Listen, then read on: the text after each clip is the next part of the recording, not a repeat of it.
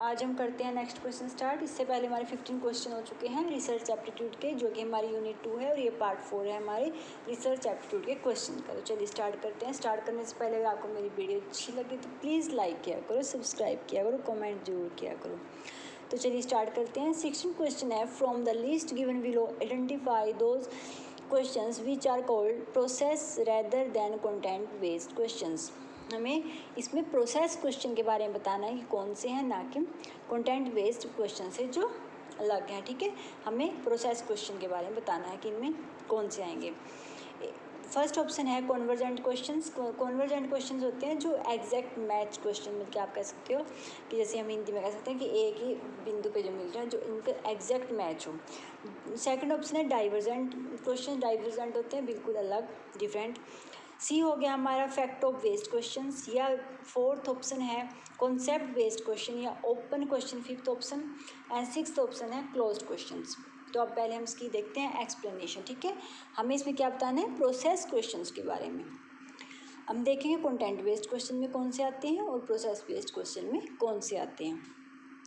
Process questions are designed to test the depth of subject knowledge and ability to analyze how the various components of a system contribute to create the whole, and are almost always chronological or linear and involve multiple sequential steps। ठीक है, तो जिसमें हमें क्या करना होता है, एक कह सकते हैं हम टेस्ट करते हैं किस चीज़ के लिए, किसी भी सब्जेक्ट नॉलेज के लिए हमारी जो डेप्थ मतलब कि उसके बारे में कितनी नॉलेज है हमें। ठीक है, किसी भी हमारी जो योग्यता है, हमारी नॉलेज है किसी सब्जेक्ट के बारे में कितनी है, इस तरीके से इसको प्रोसेस क्वेश्चन को तैयार किया जाता है, जो कि एक क्रोनोलॉजिकल वे में होती है, मतलब कि एक सही क्रमबद्ध में होती है, लाइनर में होते हैं, इन्वॉल्व और मल्टीपल सिक्वेंशियल स्टेप्स होते हैं। ठीक है, आगे हम देखते हैं कि इनमें प्रोसेस क्वेश्चन में यूज़ कौन कौन से होते हैं।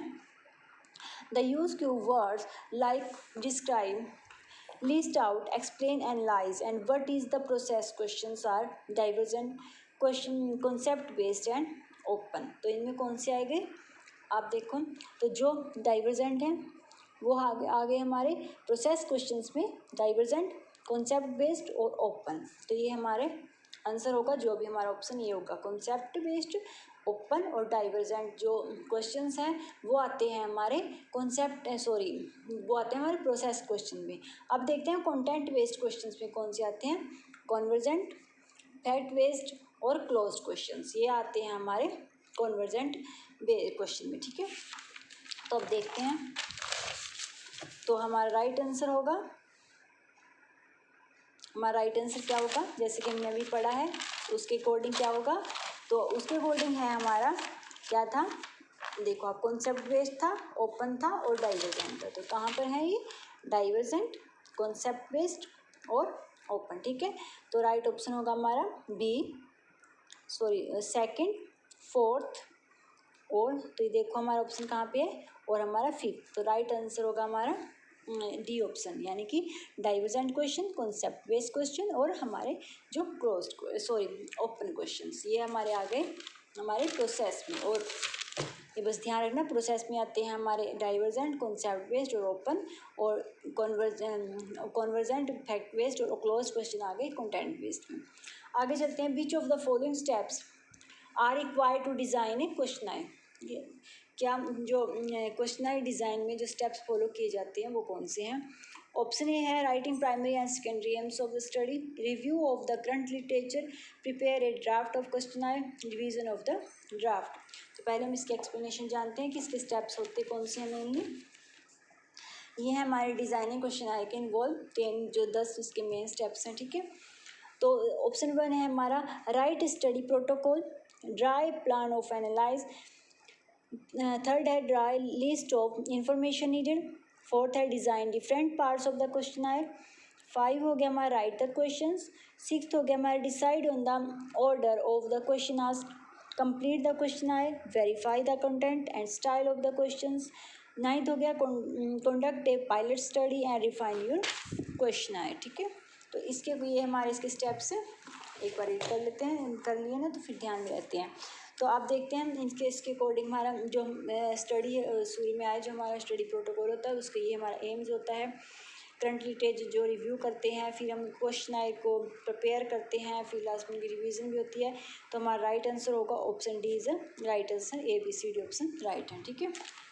ये स्टेप्स इनको फॉलो रखना, क्योंकि स्टडी प्रोटोकॉल में ही आएगा जो हम स्टडी जो एम्स है, जिस तरीके से हम इसके क्वेश्चन तैयार किए जाते हैं स्टडी के, तो वो सब, ठीक है। तो ये हमारे स्टेप्स थे। नेक्स्ट क्वेश्चन है हमारा, a university teacher plans to improve the study habit of student in his or her class, which types of the research paradigm will be helpful in this regard, ठीक है। पहले आप इसमें एक point ध्यान रखना कि किस चीज़ पे बात हो रही है। मैं जैसे पिछली कई वीडियो में आपको ये बता दिया है कि जहाँ अगर कोई स्टडी से रिलेटेड जो भी इम्प्रूवमेंट हो रहा है, जो हम एजुकेशन से रिलेटेड जो करते हैं, तो उसमें हमारी कौन सी रिसर्च पैराडाइम काम आता है। ऑप्शन देख लेते हैं पहले, evaluative research paradigm, B fundamental research paradigm या अप्लाइड रिसर्च पैराडाइम, या फिर एक्शन रिसर्च पैराडाइम। तो क्या होगा हमारा, जहाँ पर हमारी स्टडी से रिलेटेड हो एक्शन रिसर्च पैराडाइम, ठीक है। जहाँ हम कोई स्टडी को इम्प्रूवमेंट या किसी भी तरीके से एजुकेशन के बारे में जो कर रहे हैं, तो हमारे एक्शन रिसर्च पैराडाइम आते हैं। एक बार इसके हम देख लेते हैं उनके स्टेप्स क्या होते हैं, क्या कुछ इसमें करते हैं। Action research is the methodology of research that seeks transformative change through the process of action, ठीक है। ट्रांसफॉर्मेटिव, जहाँ पे चेंज किए जाते हैं, चेंजेस किए जाते हैं किसके, प्रोसेस ऑफ एक्शन के द्वारा। Critical reflection research through the following steps cycle कह सकते हैं। गोल अच्छा, कौन कौन से इसके गोल्स हैं, या हमारे जो भी एक्शन रिसर्च के हैं ये, ठीक है, एक्शन रिसर्च के हैं ये हमारे। तो फिर उसके अकॉर्डिंग देखते हैं। कई बार स्टेप्स आ जाते हैं, क्योंकि एक साइकिल भी है ये, या ऐसे ही चलेगा स्टेप बाय। कई बार में 2-4 दी तो हमें देखना है कि फर्स्ट कौन सा है और सेकंड कौन सा, उसके बाद कौन सा है, ठीक है। तो फर्स्ट है इसका identify a problem to be study. फिर क्या करते हैं, collected data on the problem. फिर थर्ड पे ऑर्गेनाइज करते हैं, एनालाइज करते हैं, इंटरप्रेट द डाटा। फिर फोर्थ है develop plan to address the problem, ठीक है। इसको प्लान करते हैं, implement the plan, evaluate the result of the action taken. फिर हमारा आइडेंटिफाई न्यू प्रॉब्लम, फिर रिपीट द प्रोसेस, ठीक है। इस तरीके से इसका ये साइकिल चलता है। ये स्टेप्स हैं हमारे एक्शन रिसर्च के, ठीक है। नेक्स्ट हमारा है क्वेश्चन 19, इसका हमने टिक कर दिया था ना, यस एक्शन रिसर्च है, क्योंकि हमारी एजुकेशन में जो भी हमारी स्टडी से रिलेटेड हो रहा है। 19th क्वेश्चन है हमारा, in an intervention based research action research process which of the following is usually recommended sequence. देखो ये मैंने आपको कई बार बताया, क्योंकि क्वेश्चन काफ़ी बार पूछा जाता है कि इसका जो हमारा यूज जो स्क्वेंस है वो क्या है, किस तरीके से जो हमारी एक्शन रिसर्च है वो किस तरीके से चलती है।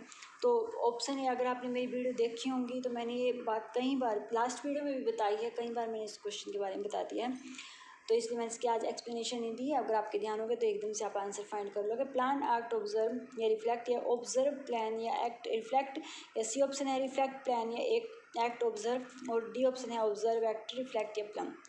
तो इसका राइट आंसर होगा, ये बस ध्यान में रखना है, सबसे पहले होता है प्लान, फिर करते हैं एक्ट, फिर ऑब्जर्व, और आप लास्ट में इसका रिफ्लेक्ट देखा जाता है, रिफ्लेक्ट, फिर ऐसे ही चलता रहता है, ठीक है।